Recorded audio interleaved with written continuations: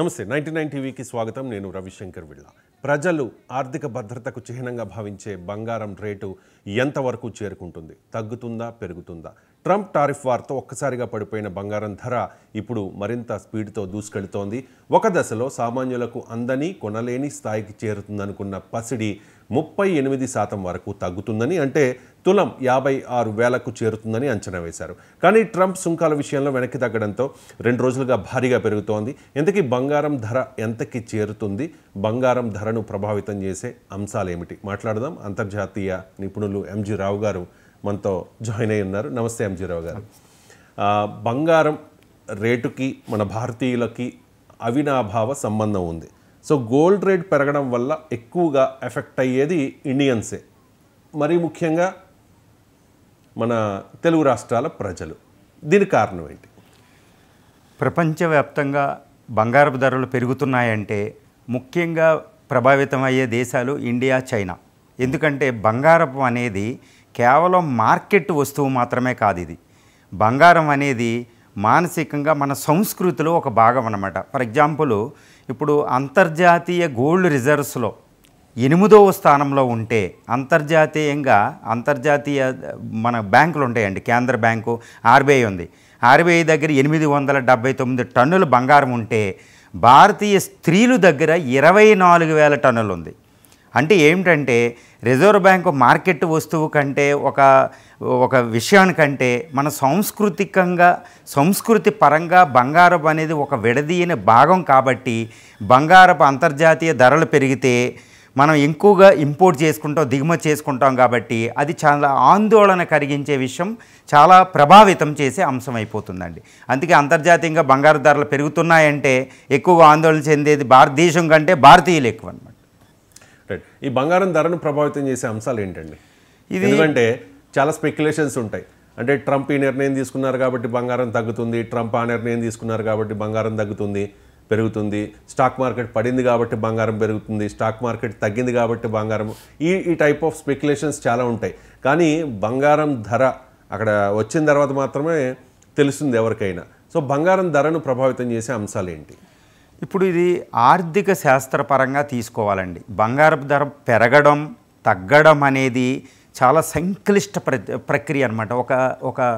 ఒక complex economic process అనమాట ఇది అంతర్జాతీయంగా ఎన్నో అంశాలు, ఇప్పుడు లోకల్ నుండి, అంటే మన ప్రాంతీయంగా నుండి, దేశం నుండి అంతర్జాతీయ రాజకీయాల వరకు ఎన్నో విషయాలు ప్రభావితం చేస్తూ ఉంటాయి. ముఖ్యంగా నేనేం చెప్తానంటే, చాలా క్లుప్తంగా చెప్తాను. ఈ బంగారపు ధరలని ప్రభావితం చేసే విషయాలు ఏంటంటే, అవి ముఖ్యంగా అంతర్జాతీయ రాజకీయాలు. ఇప్పుడు ప్రస్తుతం అంతర్జాతీయంగా అనిశ్చిత రాజకీయ పరిస్థితులు ఉన్నాయి. రష్యా ఉక్రెయిన్ వారు, మిడిల్ ఈస్ట్లో, మధ్య ఆసియాలో ఇరాన్ ఇరాక్ ప్రాంతం, పుట్టే ఇలా ఎన్నో ప్రభావితం. బంగారపు ఉత్పత్తిదారులు రష్యా, ఆస్ట్రేలియా, అమెరికా, చైనా అనేవి, సౌత్ ఆఫ్రికా, ఇలా బంగారపు ఎక్కువగా ఉత్పత్తి చేసే దేశాలు. ఈ బంగారపు ఎక్కువ ఉత్పత్తి చేసే దేశాలైన చైనా, అమెరికా ట్రేడ్ వార్లో ఇన్వాల్వ్ అయి ఉన్నాయి. సో ఈ విధంగా అంతర్జాతీయ రాజకీయ అనిశ్చిత ఒక పెద్ద విషయం అయిపోయింది ఇప్పుడు బంగారపు విషయంలో.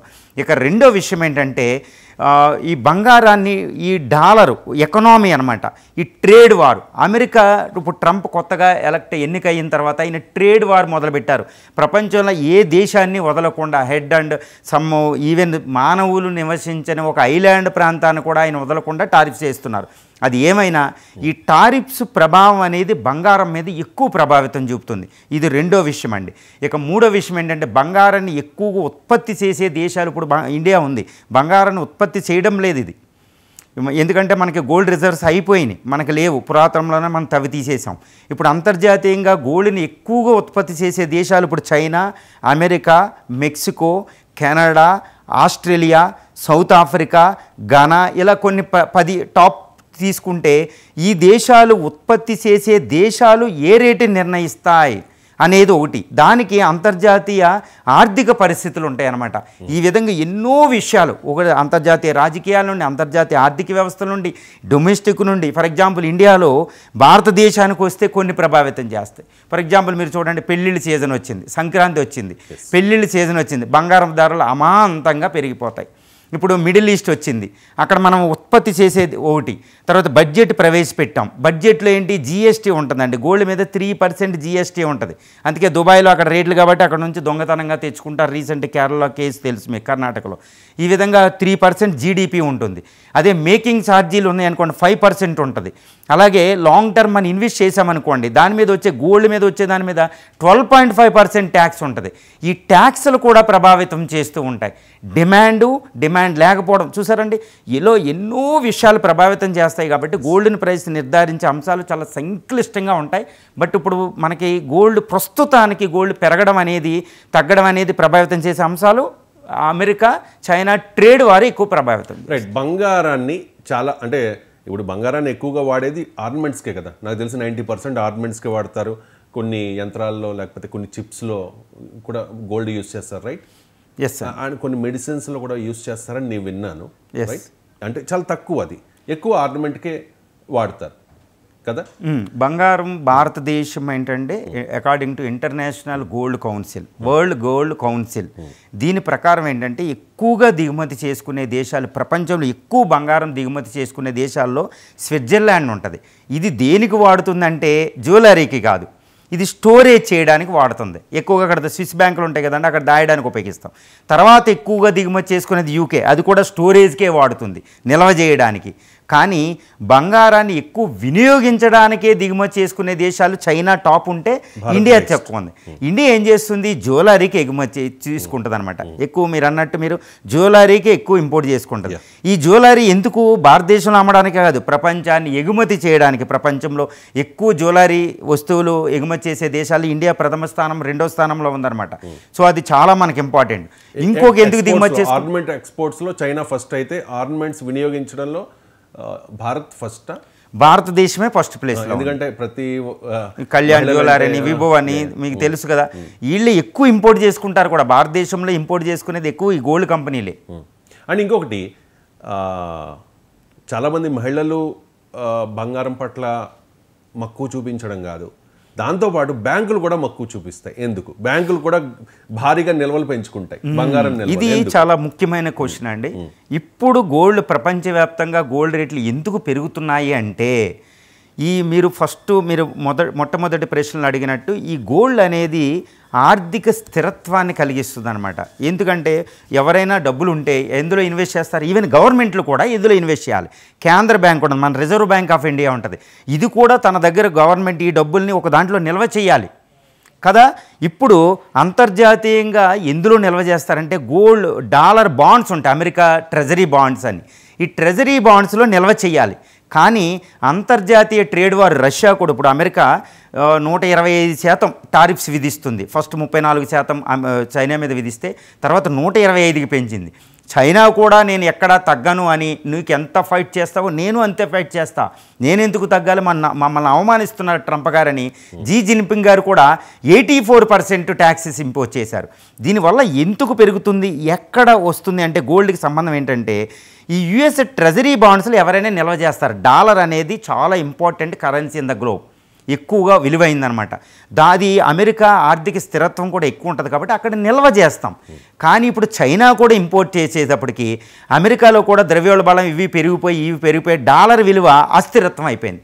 కాబట్టి డాలర్లో మనం ఇన్వెస్ట్ చేయడం మంచిది కాదు. ఇప్పుడు ఈవెన్ ఆర్బీఐ కూడా, రిజర్వ్ బ్యాంక్ ఆఫ్ ఇండియా కూడా దానివల్ల ఏం చేస్తారు, ఈ కేంద్ర బ్యాంకులు గోల్డ్లో నిల్వ చేస్తారు. గోల్డ్ని ఇంపోర్ట్ చేసుకుని గోల్డ్ని నిల్వ చేస్తారు అన్నమాట. మన ఆర్బీఐ కూడా అదే చేస్తుంది. మనం కూడా కన్జ్యూమర్స్ కూడా మనం కూడా ఇవన్నీ ఎందుకు బ్యాంకుల్లో పెట్టడం ఎందుకని గోల్డ్ని మన ఇంట్లో గోల్డ్ నిల్వ చేసుకుంటాం. ఇన్ని కేజీలు కొనుక్కోవడం, ఎన్నో ఇన్ని గ్రాములు కొనుక్కొని. సో ప్రజలు, కేంద్ర బ్యాంకులు, ప్రభుత్వాలు ఏం చేస్తాయి, గోల్డ్లో నిల్వ చేయడానికి వెళ్ళిపోతున్నాయి. కాబట్టి గోల్డ్కి డిమాండ్ పెరిగింది కదండి, అంతర్జాతీయంగా గోల్డ్ రేట్లు పెరిగిపోతున్నాయి. రైట్.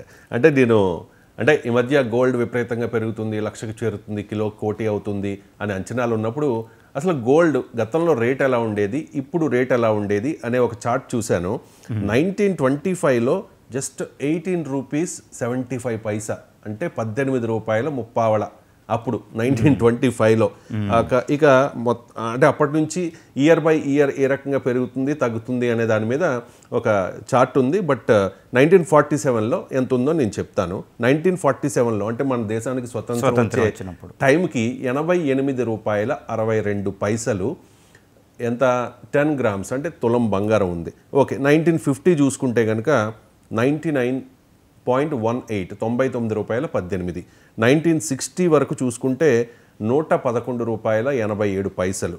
1970 చూసుకుంటే 184 రూపాయల 50 పైసలు.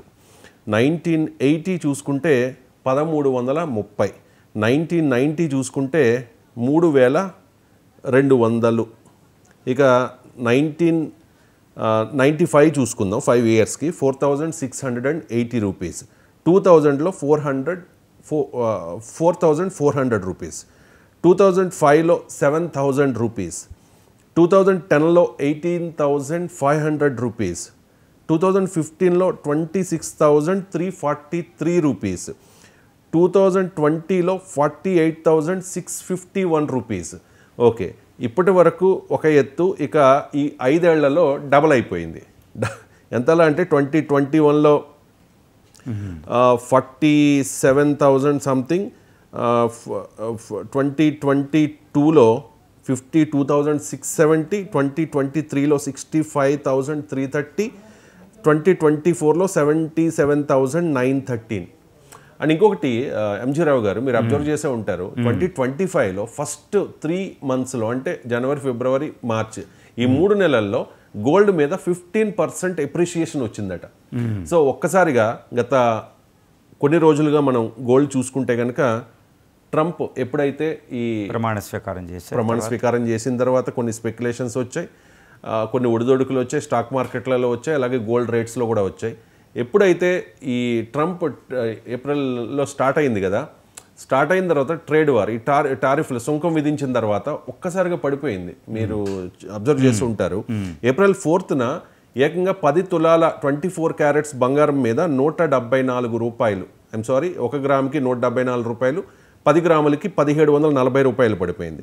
ఏప్రిల్ 5న అంటే వెంటనే నెక్స్ట్ డే ఒక 10 గ్రామ్స్కి వచ్చేసి 1000 రూపీస్ పడిపోయింది. ఏప్రిల్ 7న 280 రూపీస్ పడిపోయింది 10 గ్రామ్స్కి. ఏప్రిల్ 8న 65 rupees per gram, 650 rupees per 10 grams పడిపోయింది. ఈ ఫ్లో చూసి అందరూ ఏమనుకున్నారంటే ఖచ్చితంగా గోల్డ్ రేట్ తగ్గిపోతుంది, ఒక 38% డిప్రిషియేషన్ ఉంటుంది, 56,000కు చేరుతుంది అని చెప్పి చాలా ప్రముఖులు కూడా అంచనా వేశారు. బట్ ఒక్కసారిగా ఏంటంటే మధ్యతరగతి ప్రజలందరూ కూడా చాలా ఆనందపడ్డారు. ఎందుకంటే ఇప్పుడు ఏమి కొనలేని పరిస్థితి కదా సార్ ఎంజీ రావు. ఒక అమ్మాయి పెళ్ళి ఉందంటే, అబ్బాయి పెళ్ళి ఉందంటే ఖచ్చితంగా మధ్యతరగతి వాళ్ళు ఎంతో కొంత బంగారం అమ్మాయికి పెట్టాలని అనుకుంటారు. కాబట్టి చాలా భయపడ్డారు, ఏంటి 1,00,000 పెట్టి కొనాలా అని చెప్పి. కానీ ఎప్పుడైతే ట్రంప్ ఒక నిర్ణయం తీసుకున్నారో ఈ టారిఫ్ల విషయంలో 90 డేస్ వెనక్కి తగ్గుతూ ఉన్నట్టు, ఊరట ఇస్తూ ఉన్నట్టు, ఫస్ట్ డే అయితే మొన్న మిడ్ నైట్ తీసుకున్నారు 2,940 రూపీస్. అంటే ఎంత ఫ్లక్చువేషన్ చాలా రేర్గా జరుగుతూ ఉంటుంది. ఈ డ్యూటీ కస్టమ్స్ డ్యూటీ తగ్గించినప్పుడు మోదీ గవర్నమెంట్ నిర్ణయం తీసుకున్నప్పుడు ఆ డిఫరెన్స్ మనం చూసాం. ఒకేసారిగా 3,000 రూపాయలు తగ్గిపోయింది. ఇప్పుడు ఒకేసారిగా 3,000 రూపాయలు పెరిగింది. ఓకే, ఒక రోజు పెరిగింది కదా అని అనుకుంటుంటే ఇవాళ 24 క్యారెట్స్ గోల్డ్ మీద 10 గ్రామ్స్కి 2,020 రూపీస్ పెరిగింది. అంటే ఎంతకి రీచ్ అయిందంటే ఇప్పుడు రైట్ నౌ ఉన్న ప్రైస్ చెప్తూ ఉన్నా 95,400 రూపీస్ పర్ 10 గ్రామ్స్ 24 క్యారెట్. ఇది ఆర్నమెంట్ గోల్డ్ విషయానికి వస్తే ఆర్నమెంట్ బంగారం 8,745 పర్ గ్రామ్, అంటే 10 గ్రామ్స్కి 87,450 రూపీస్. సో ఇప్పుడు నిన్న మొన్నటి వరకు తగ్గుతుంది అనుకున్న వాళ్ళందరూ ఇప్పుడు 1,00,000కు చేరువవుతుంది అని గట్టిగా నమ్ముతూ ఉన్నారు. ఇప్పుడు 95,000 సంథింగ్ ఉంది. నాకు తెలిసి ఇదే స్పీడ్ కొనసాగితే కనుక ఒక 2-3 రోజుల్లో 1,00,000కి చేరిపోయినా ఆశ్చర్యపోవక్కర్లేదు. ఏమంటారు? అవును, ఇప్పుడు మీరు అడిగిన ప్రశ్నలో ఏంటంటే ఇప్పుడు 90 చూస్తే ఒక విచిత్రమైన సంఘటన ఒకటి చెప్తాను. 1991లో రేటు మీరు 3,000 దగ్గర చెప్పారు. ఆ టైంలో 1991 భారతదేశం ఒక ఆర్థిక మాంద్యాన్ని ఎదుర్కొంది, ఆర్థిక సమస్యను ఎదుర్కొంది. ఈ సమయంలో భారత ప్రభుత్వమే, మీరు ఆర్థిక భద్రత అంటారు కదండి, బంగారం ధర పెరిగినా తగ్గినా ఎందుకు ఆందోళనకరం అంటే 3000 రేటు ఉన్నప్పుడు భారతదేశం 67 టన్నుల బంగారాన్ని తాకట్టు పెట్టింది. IMF ఇంటర్నేషనల్ మానిటరీ ఫండ్ దగ్గర 67 టన్నుల బంగారాన్ని తాకట్టు పెట్టింది. మన్మోహన్ సింగ్ గారు అప్పుడు ప్రధానమంత్రిగా ఆర్థిక శాఖ మంత్రిగా ఉన్నప్పుడు పివి నరసింహరావు గారు ఉన్నప్పుడు 67 టన్నుల బంగారం పెట్టి $2.2 బిలియన్ తెచ్చుకున్నాం ఆర్థికంగా స్థిరత్వాన్ని కలిగించడానికి. ఆ విధంగా భారత ప్రభుత్వమే తాకట్టు పెట్టిందండి ఈ పౌరులు కాబట్టి. ఇప్పుడు మీరు ఇంకా రెండో ప్రశ్నకు వస్తే ఈ ఫ్లక్చుయేషన్స్ ఎందుకు వస్తున్నాయి అని మీరు అడిగారు కదా.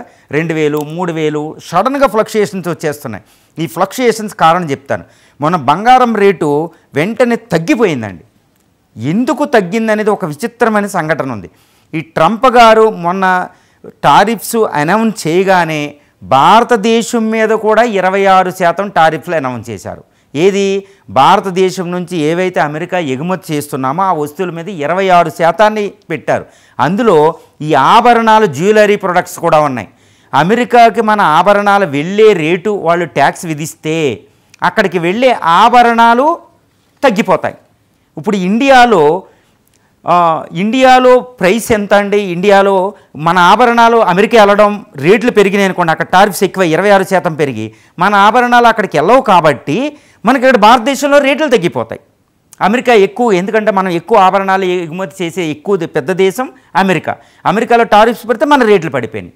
కానీ తర్వాత చైనా మీద 125% పెట్టి ఆభరణాలు వాళ్ళ టారిఫ్స్ వచ్చి భారతదేశం మీద సాఫ్ట్ వైఖరి వచ్చింది. ఎందుకంటే మోడీ రెసిప్రోకల్గా మనం టారిఫ్స్ విధించలే.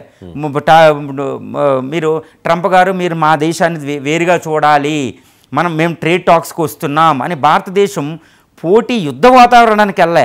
ట్రంప్ గారిని మెప్పించడానికి వెళ్ళేటప్పుడు ట్రంప్ గారు మన సాఫ్ట్ అయ్యేటప్పటికి మళ్ళీ ఆభరణాల రేట్లు పెరిగిపోయినాయి. ఏది మన ఆభరణాలు మనం అమెరికా ఎగుమతి చేస్తున్నాం కదండి, ఇంపోర్ట్ చేసుకుంటాం కాబట్టి గోల్డ్ రేటు పెరిగిపోయింది.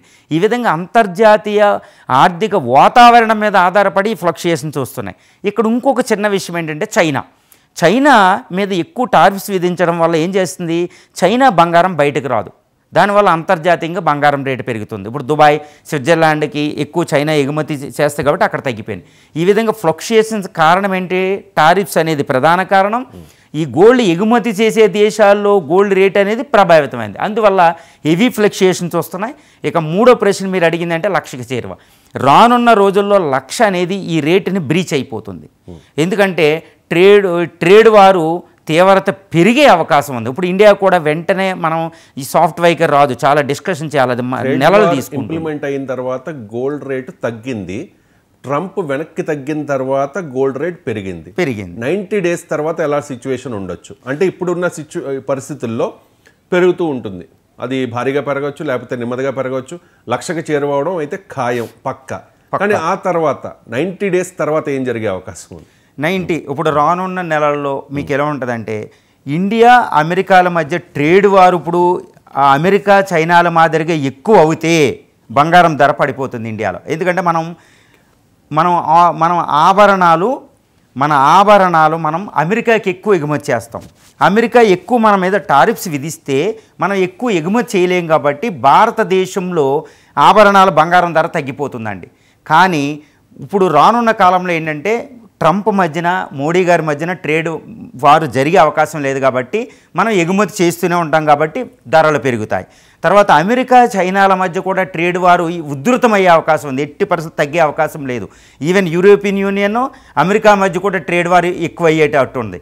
ఇది రానున్న నెలల్లో 1 సంవత్సరం లోపు జరిగే ప్రసక్తి లేదు కాబట్టి లక్షే కాదు 1,20,000 1,30,000ని టచ్ చేసిన బంగారం ఆశ్చర్యం లేదు. రైట్. అంటే మీ అనాలిసిస్ చూసి బంగారం కొనొచ్చా, అమ్మొచ్చా అంటే ఏం చెప్తారు? అసలు దీన్ని బేస్ చేసుకుని ఎటువంటి డెసిషన్ తీసుకోవద్దని చెప్తారా? భారతదేశంలో బంగారం అమ్మే ప్రసక్తి లేదు, స్టోర్ చేసుకుంటూ ఉంటాం. అంటే 20,000కి 30,000కి తులం బంగారం కొన్న వాళ్ళు ఇప్పుడు 1,00,000 అవుతుంది కాబట్టి అమ్మేసుకుందాం.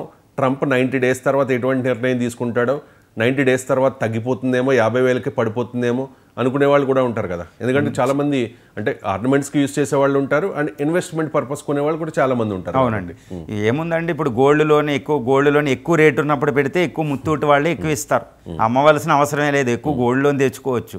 కావాలి ఎక్కువ గోల్డ్ ఉందంటే కరెక్ట్గా 1,00,000 దాటినప్పుడు కొంత అమ్ముకుంటేనే బెటర్. ఎందుకంటే 1,00,000 దాటి బ్రీచ్ అయిన తర్వాత 1,20,000 అయిన తర్వాత తప్పకుండా గోల్డ్ రేట్ తగ్గింది. ఎందుకంటే అమెరికా చైనా మధ్య ఈ ట్రేడ్ వారు దీర్ఘకాలికం కొనసాగదు ఎట్టి పరిస్థితులు. ఎందుకంటే ఆ రెండు ఆర్థిక వ్యవస్థలకి ఇది మంచిది కాదు. కాబట్టి గోల్డ్ రేటు ఒకసారి పెరిగిన తర్వాత ఉధృతంగా 1,20,000 దాటిన తర్వాత అది తప్పనిసరిగా గోల్డ్ రేట్ పడిపోతుంది, తప్పకుండా పడిపోతుంది. మళ్ళీ 80,000 90,000లోనే మనం చూస్తాం. కాబట్టి గోల్డ్ ఎక్కువ రేటు ఉన్నప్పుడు అమ్ముకొని ఆ డబ్బుల్ని వేరేగా ఇన్వెస్ట్ పెట్టుకుంటాం కూడా చాలా ఉత్తమమేనండి. రైట్ అండి, థ్యాంక్ యూ సో మచ్ అండి. ఎంజీ రావు గారు చాలా చక్కగా వివరించారు. గోల్డ్ అనేది ఒక సెంటిమెంట్ మన భారతీయ ప్రజలకి. మహిళలైతే చాలా మక్కువ చూపిస్తూ ఉంటారు. దయచేసి ఈ అనాలిసిస్ చూసి గోల్డ్ కొందామా అమ్ముదామా అనే డెసిషన్ అయితే తీసుకోకండి, దానికి మా బాధ్యత అయితే లేదు. పెరుగుట విరుగుట కొరకే అంటారు, అది అన్నిటికీ వర్తిస్తుందా? బంగారం 1,00,000 చేరిగిపోయిన తర్వాత అంటే ఇంకా అదే స్పీడ్తో వెళ్తుందా, లేకపోతే ఈ మధ్య కొన్ని అంచనాలు వచ్చినట్టుగా మరింత తగ్గుతుందా అనేది చూడాల్సిన అంశం. చూస్తూనే ఉండండి 99 టీవీ.